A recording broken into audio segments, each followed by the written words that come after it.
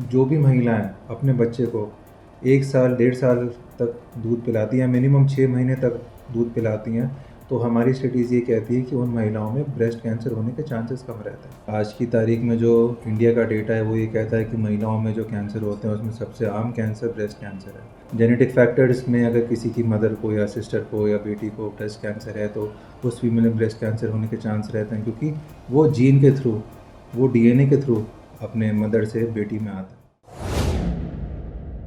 Tamil film industry की मशहूर actress Sindhu का 42 साल की उम्र में बीते सोमवार को ब्रेस्ट कैंसर से निधन हो गया। इससे पहले बॉलीवुड की कई बड़ी एक्ट्रेस जैसे महिमा चौधरी, मनीषा कोइराला, सोनाली बेंद्रे समेत कई अन्य इसकी चपेट में आ चुकी हैं। यूपी के जिला बरेली में रुहेलखंड मेडिकल कॉलेज में सर्जिकल ऑन्कोलॉजी विभाग के हेड डॉक्टर अर्जुन अग्रवाल बताते हैं कि मेडिकल रिसर्च के अनुसार भारत में महिलाओं में सबसे ज़्यादा जो कैंसर होता है वो है ब्रेस्ट कैंसर। इसलिए महिलाओं को कम से कम 6 महीने तक अपने बच्चों को ब्रेस्ट फीडिंग जरूर कराना चाहिए, क्योंकि जो भी महिलाएं ब्रेस्ट फीडिंग कराती हैं उन्हें ब्रेस्ट कैंसर होने का खतरा कम होता है। आप भी देखिए कि उन्होंने ब्रेस्ट कैंसर को लेकर क्या जानकारी दी। ब्रेस्ट कैंसर का खतरा भी बढ़ रहा है, डायग्नोसिस भी बढ़ रही है, और आज की तारीख में जो इंडिया का डेटा है वो ये कहता है कि महिलाओं में जो कैंसर होते हैं उसमें सबसे आम कैंसर ब्रेस्ट कैंसर है।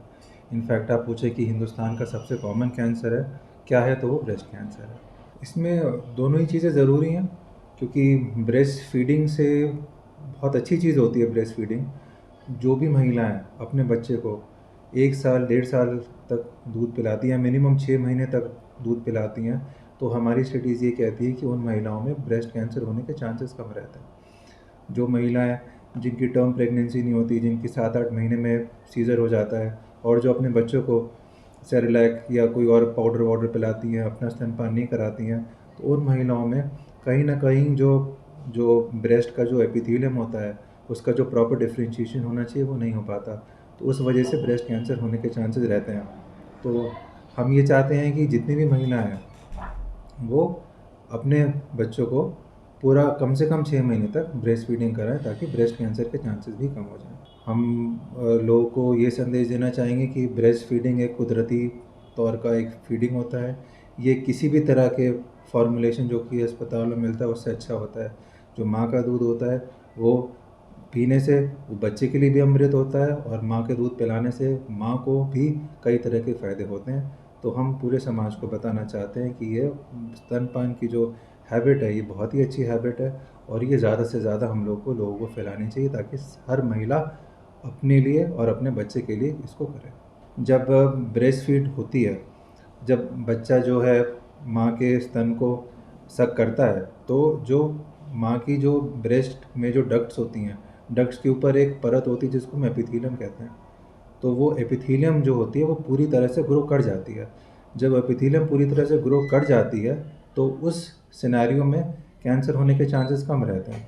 वही अगर स्तनपान नहीं होता है तो जो एपिथेलियम है वो पूरी तरह से ग्रो करना रह जाती है। जब वो पूरी तरह से ग्रो करना रह जाती है तो कभी कभी वो भटक के कैंसर के रूप में आती है। तो इसीलिए स्तनपान करने से ब्रेस्ट कैंसर के चांसेस हम देखे जाएँ तो 5 से 7% के आसपास कम हो जाते हैं। जल्दी तो हम नहीं कहेंगे, बट उनमें अगर आप पूछें परसेंटेज वाइज, तो जो स्तनपान नहीं कराते हैं उनमें जो स्तनपान कराते हैं उसमें डिफरेंस करीबन 5 से 7% ज़्यादा रहता है। आम तौर पे जो ब्रेस्ट कैंसर है वो 60 से 70 साल की उम्र की महिलाओं में देखा जाता है। बट अगर ब्रेस्ट कैंसर कभी कभी जो ख़राब होता है तो वो कुछ पेशेंट्स में जल्दी भी देखने को मिलता है। आजकल कई महिलाओं हम लोग देख रहे हैं 25 साल की, 30 साल की भी हैं जिनको ब्रेस्ट कैंसर होने के संकेत मिल रहे हैं, बट एवरेज एज आप पूछें तो वो 60 से 70 साल की उम्र में होता है। देखिए, ब्रेस्ट कैंसर का कोई एक मुख्य कारण नहीं है। ऐसा नहीं है कि जैसे कोई टाइफाइड का इन्फेक्शन हुआ उसकी वजह से किसी मरीज़ को टाइफाइड हो जाए, जिसमें पता चल जाता है कि ये वजह है और ये बीमारी है। वजह इसमें कई होती है। हम लोग इसी को मल्टी फैक्टोरियल कहते हैं, मतलब कोई एक फैक्टर नहीं होता। फैक्टर्स कुछ जेनेटिक फैक्टर्स होते हैं, कुछ इन्वायरमेंटल फैक्टर्स होते हैं। जेनेटिक फैक्टर्स में अगर किसी की मदर को या सिस्टर को या बेटी को ब्रेस्ट कैंसर है तो उस फीमेल में ब्रेस्ट कैंसर होने के चांस रहते हैं, क्योंकि वो जीन के थ्रू, वो डीएनए के थ्रू अपने मदर से बेटी में आता है। दूसरे कॉजेज़ इन्वायरमेंटल कॉजेज़ होते हैं। इन्वायरमेंटल कॉजेज़ अगर आप पूछें तो सबसे कॉमन इन्वायरमेंटल कॉज आजकल स्ट्रेस है। स्ट्रेस अगर फीमेल्स को है, फीमेल्स स्मोक कर रही हैं, फीमेल्स की लाइफस्टाइल अच्छी नहीं है, फीमेल्स को हार्मोनल इम्बैलेंस है, तो ये सब चीज़ें भी ब्रेस्ट कैंसर को कॉज करती हैं। प्रिकॉशंस की जब हम बात करते हैं तो उन लोगों के लिए करते हैं कि जिनको कोई सिम्टम्स नहीं है, जैसे जो नॉर्मल फीमेल्स हैं जो कि सोसाइटी में हैं, तो उन लोग को ये करना चाहिए कि अपना सेल्फ ब्रेस्ट एग्जामिनेशन करना चाहिए। महीने में एक बार नहाते वक्त महिलाओं को अपने ही हाथों से अपने स्तन को छूना चाहिए और ये देखना चाहिए कि गांठ है कि नहीं है। ये सभी महिलाओं को करना चाहिए जो कि 40 साल से ऊपर की महिलाएं, महीने में एक बार। साल में एक बार यही जांच एक बार डॉक्टर के पास आके किसी फिजिशियन से करानी चाहिए। नंबर 2, 40 साल से उम्र की जितनी भी महिलाएं हैं सबको साल में एक बार मैमोग्राफी की जांच करा लेनी चाहिए, क्योंकि कभी कभी छोटी छोटी गांठें होती हैं जो कि अपने हाथों से या डॉक्टर के हाथों से छूने में पता नहीं चलती हैं।